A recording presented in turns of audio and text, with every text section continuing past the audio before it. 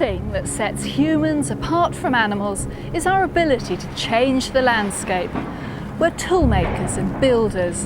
Whether it's with a huge lumbering bulldozer or this miracle of ancient technological innovation, we use our brains and tools to change the world around us. In this series, I'm going to be looking for the marks left on the landscape of the West Country by our ancestors in 6 major periods of history.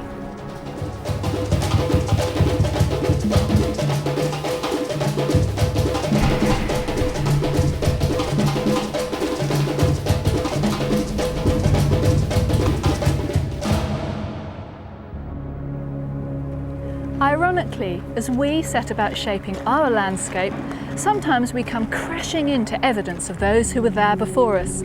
And that's what happened at this quarry in Somerset, where a discovery was made that points back to our most distant ancestors in Britain, 500,000 years ago. Quarries are a treasure trove for archaeologists. We're literally digging into our past.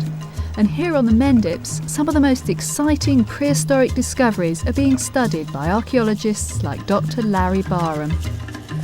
So what was found here, Larry? When they were quarrying, they exposed a massive cave. And as we walked by it, we were walking by sediments full of animal bones.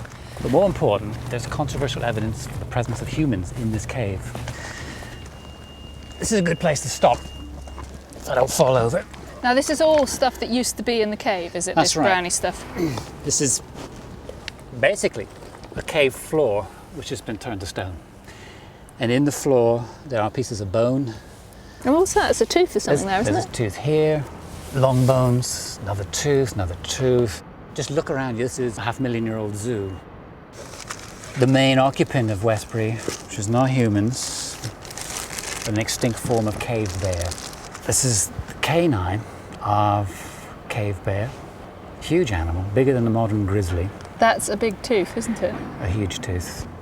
Westbury really was a home of bears. It's not a place for humans to live, especially if you have a huge cave bear. But it may be that humans did live in hunting camps on the high ground above the cave.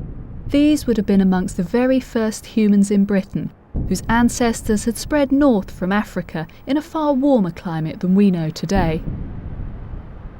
Up top the back of the cave here, there's a piece of bone, which is a deer bone. That's around the bottom of a toe. And it has a cut on the surface of the bone, which could have only been made by a sharp edge of flint. It's in the location in a direction which was intentional. It wasn't an accident. Surely that caps the argument. Well, it definitely seems there were humans here 500,000 years ago. I think so. Would you like to see what they look like? Yes. Okay. Now, there are no human remains from this site. If there were, there'd be no question about a human presence here. A species called Homo heidelbergensis. This is a species whose brain is about the size of ours, but whose shape of skull is very different. This is the face of Westbury 500,000 years ago.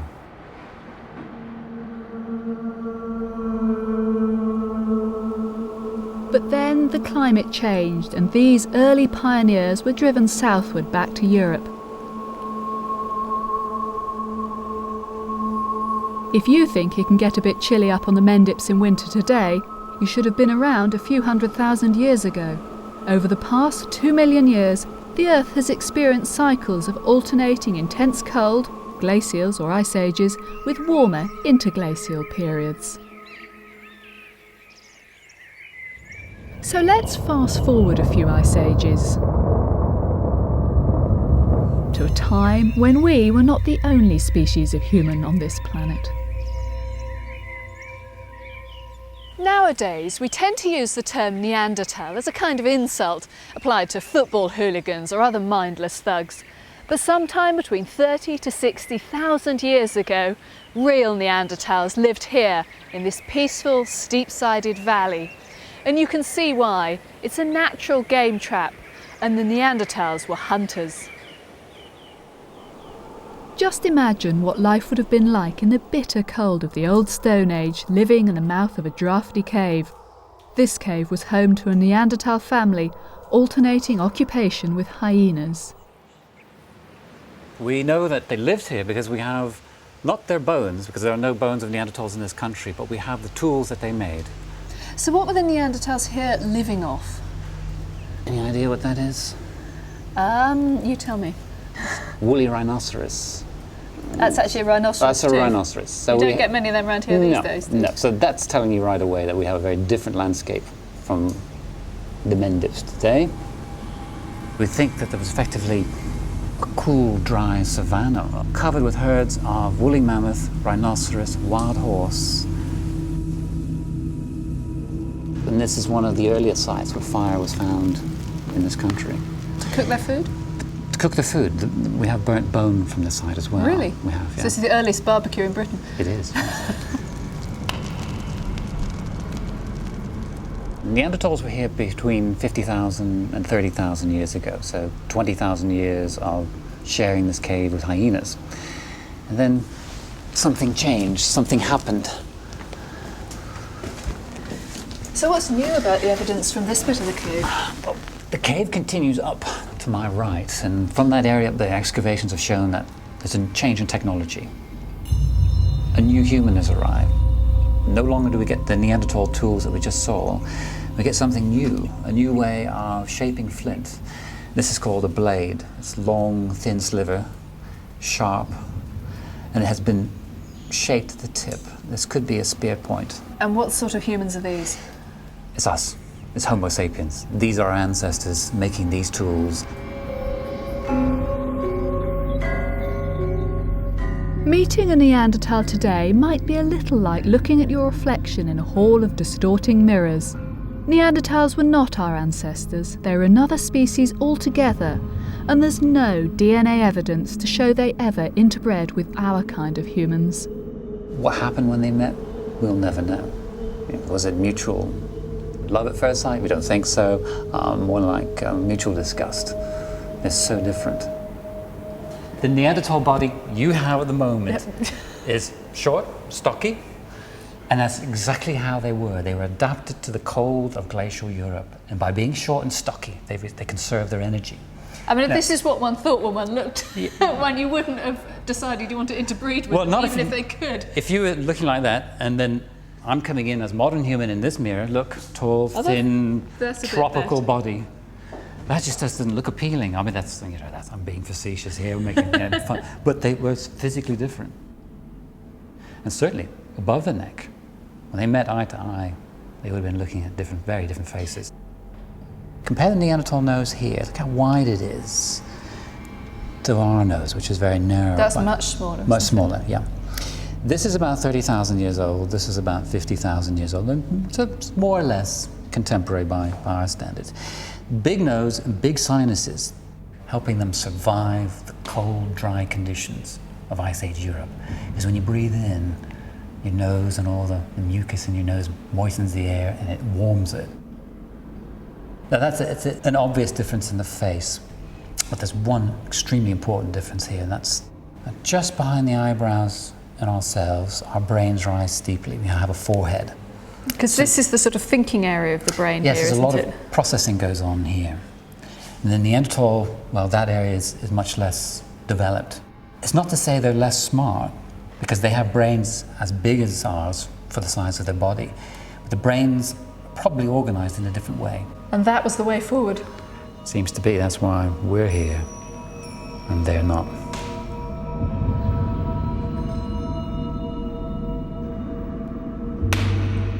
Archaeologists reckon that what gave modern humans the edge over the Neanderthals was the way they thought, and particularly the way they could plan things through.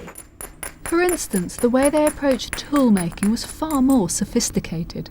To strike a basic flake, all you need to do is find the right angle on the piece of flint. Now that's a serviceable flake with an extremely sharp edge. It's an edge that could very easily cut meat and do a number of jobs. This would have served the purpose of Neanderthals or modern humans, but the modern humans seem to have been or become far more fussy about how their tools looked. So they started to put a lot more thought into tool production. We've got a sharp edge all the way around. Now this tool can be shaped to do a number of jobs. Now one specific job would be to scrape the fat from a hide. So what I'm going to do, remove a few flakes from just the one side to produce a scraping edge. If you just hold out your hand, you can feel the scraping edge, which is adequate to scrape the hide, but it's not so sharp that it would score or cut the hide itself. Cut the hide where you didn't want it to. That's right. So how long would it have taken them to make, say, a hand axe? Depending on the quality of the flint, 15, 20 minutes. So they're really quite quick to knock up then? Very quick, yeah. Nowhere in Britain is as rich in early Stone Age discoveries as the Mendips. There are so many finds from Gough's Cave in Cheddar that it seems the gorge must have been an important centre, a place where hunters met from miles around. And here an even more remarkable development was taking place, the beginnings of art. That's a tool. You could call it an awl or for piercing leather. Yeah, making holes.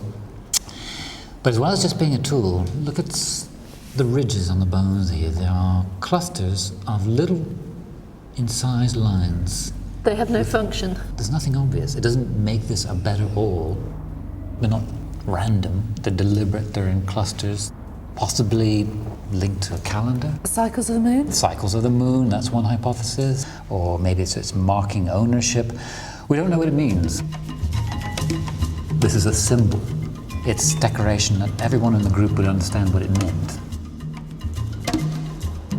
So the only evidence we have for art around here is these portable objects. Why don't you think we have any evidence for cave art?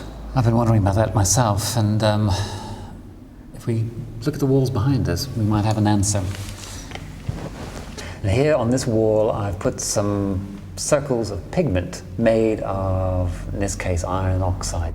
And what I'm watching over a series of years is whether the effect of moisture and change in temperature, whether these things will actually cause that paint to eventually flake off, wash off, and disappear. How long are you going to watch it for? 40,000 years isn't an option, is it? I would like to watch it for about 10,000 years, but 3 will have to do. We may never know if weather wiped away cave paintings in the Mendips, but as we'll hear in part 2, the people who lived here were also devising special rituals for their dead. They may even have eaten them.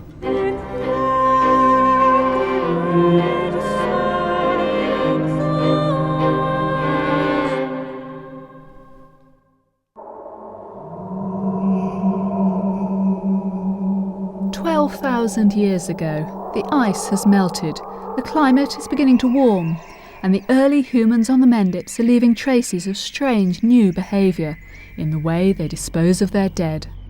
These skulls, there are 5 of them which were excavated in 1986 to 1987 from an area just behind the boulder and up in the shadows over there. Those skulls, 3 adults and 2 children, show a piece of behaviour which we haven't seen before. We can call it cannibalism. Because we have marks here, cut marks made by stone tools. We also have evidence just inside the eye orbit here of cut marks. Again, flint tools, sharp blades, and taking the eye out itself. But that's not evidence of cannibalism as such, is it? We don't know they were eating. We don't know they were eating. We do know that they were systematically dismembering the bodies. The term cannibalism is very emotive. We instantly think of people being cooked in pots and that sort of old Hollywood image. It could mean several things. One, yes, they're eating the dead simply because they're hungry. They could be eating the dead as an act of aggression, violence, warfare, or they could be dismembering and eating as an act of respect, a ritual, taking a bit of an ancestor and consuming it amongst the group. They are involved in activities which we call ritual.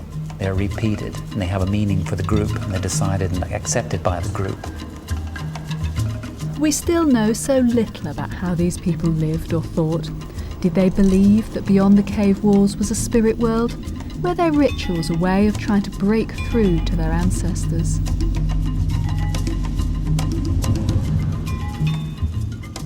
But once again, change was on the way. As the climate warmed, tundra and grassland gave way to forest and a new period of human history, the Mesolithic or Middle Stone Age. And in a cave in Burrington Combe, another group of hunter-gatherers created a special, secret place which was to lie hidden for the next 9,000 years. Now, where we're standing now wouldn't have been the cave as seen when it was discovered in 1797. Up on the roof there, you can see there's a hole, and two men chasing a hare. Well, they saw the hare go down the hole and they followed after it, and they entered this cave. And what they must have seen was spectacular, because they reported 50 bodies at least, stacked up, and they were encrusted with the drip material from the roof of the cave. So they'd obviously been here for a long, long time. About 9,100 years, plus or minus a few. This had been effectively a Mesolithic graveyard or cemetery. That's absolutely unique, isn't it? There's no other Mesolithic cemetery known in Britain. No, there's nothing like this in Britain. These bodies were not just laid out in a certain alignment, many of them facing north. Good. Many of them also had grave goods. In the excavations in the 1920s, they recorded one of the bodies had 7 of these ammonites, fossil shells, placed around the head. Goodness. That's deliberate. That had some meaning. We don't know what it was, but it's something that was special to that particular person. 2 skeletons had something else. The bodies were covered with a red ochre. This is a piece of yellow ochre which comes from the rock just above here. Some people think it represents blood, so it's giving life to a body. It's giving an afterlife, effectively. So it makes us think that this was a site that was used over and over by a community of people who've been living here for some time. The end of the Ice Age was something of a golden time for hunters. You had herds of horse, bison, mammoth. They're lots of meat together. Easy to kill. You just needed a spear. Throw it into the herd and you've got dinner. The animals that survived the change from Ice Age to after the Ice Age were solitary. They're the deer, which live in woodlands like this, and you can't really make a successful life just throwing spears through the trees. You need new tools. And so what did they use? Well, the big invention was the bow and the arrow. It's a huge leap of imagination to go from a spear to a bow. At some point down the evolutionary scale, somebody thought that attaching a piece of gut or sinew to a stick was a good idea, and we got the bow. So is that what a Mesolithic bow would have looked like? Yeah, this is an ash self bow, which means it's made from one single piece of wood that's cut straight from one tree. This one is a later Neolithic bow. This, in terms of its design, is actually a much better weapon than the medieval longbow, which obviously is several thousand years later. Let me show you. So what sort of damage would an arrow fired from a bow like that inflict? From a distance of about 50 yards, if I was to loose an arrow, it would go straight into your skull. Look at that. God, that's gone into the wood about an inch and a half. There aren't many animals that are going to walk away from that if they're being shot at, are they? I think that would bring down a deer in one foul swoop. There's your melon. But although their hunting technology was impressive, already there was an even more staggering development on the horizon. Agriculture was on its way from the Middle East. It's agriculture which marks the New Stone Age, the Neolithic period. Growing crops ties you to a fixed place in the landscape, and settled communities start to leave their mark by building monuments. We think of Stonehenge and Avebury as the great Neolithic monuments of the West Country, but in its heyday this one could have topped them all, Stanton Drew.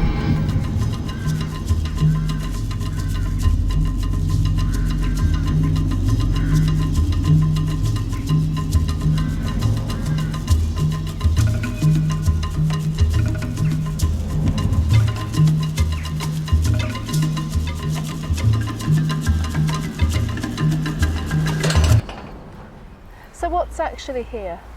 Stanton Drew is probably one of the biggest and most important complexes of monuments in the whole of the British Isles, if not Western Europe. We have 3 stone circles surviving today: the northeast circle, the Great Circle and the southwest circle in the distance. What we see today isn't all that was here, certainly. Recent geophysical work within the Great Circle revealed that within the circle there are 9 rings, 9 concentric rings of pits. Those pits would have held great timbers. Huge timber posts. Huge timber posts. Timber circles are known from other parts of Britain, but none on this scale. We have 9 concentric rings, talking a massive monument. And it could almost have been like a maze. And when you're outside, you've got those 9 concentric rings, you can't see what's happening in the middle. It would have been very mysterious and very exciting. We can only guess what went on here. Were they rituals designed to ensure the fertility of the land, to mark the passage of the seasons, or darker ways of using the bones of the dead to connect with the ancestors? Certainly it seems likely that these were gathering places for scattered tribes, and when the timbers gave way later to huge stones, some dragged from 6 miles away, it would have been an awesome place indeed. You see what a knobbly surface it has. Well, in a lot of these little niches and knobbles, crystals would have once existed. And there's a very nice 18th century reference which describes how the crystals would have glowed in the moonlight. Imagine them coming up the River Chew on their rafts. This was part of the ritual, the way you approach the monument. And they walk up the stone avenues into the circles.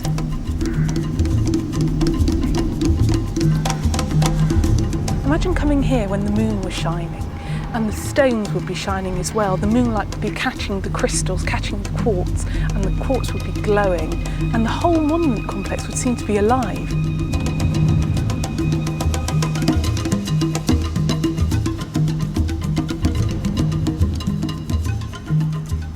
The Mendips Hills are full of monuments, and really what we're seeing with the Neolithic and going into the beginning of the Bronze Age is the landscape changing and becoming humanised. The achievements of the Stone Age were immense. Agriculture is probably humankind's greatest invention ever, because it's not just about food production. Compared with the slow pace of change in the early Stone Age, once agriculture had become established, the speed with which those first permanent settlements spawned vast cities and early territories became huge kingdoms was unbelievable. The landscape of the West Country would never be the same again.